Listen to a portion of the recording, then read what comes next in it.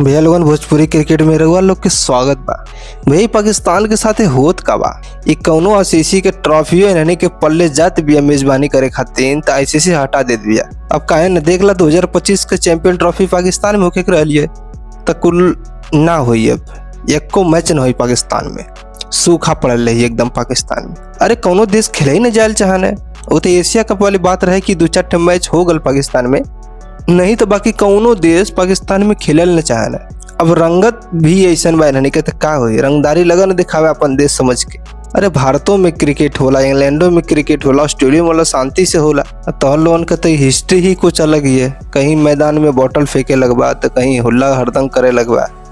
ये कुल अच्छा चीज थोड़ी न बा। अब आईसीसी 2025 के चैंपियन ट्रॉफी छीन ले बा इन्हने से, ठीक कैले का करिए कुल करा के बस का कुछ करावल। कहीं ऐसा नौका आवे वाले समय में पाकिस्तान में कौनो मैच न होखे, कौनो कंट्री नहीं जाए तो न्यूजीलैंड जीतो हम कैसो कही के आगे से वो नहीं हो सकेला। इन्हने के चलिए हुए है, लेकिन का करबा, सबके बस का ना करावल। इन्हने के पल्ले थे आटा चाउर गेहूं ना बात कुल का करिए मैच, इन्हने के बस का मैच करावल। तो ब्रेकिंग न्यूज यह बात दोस्त लोगन कि चैंपियन ट्रॉफी 2025 के पाकिस्तान ना होस्ट करी।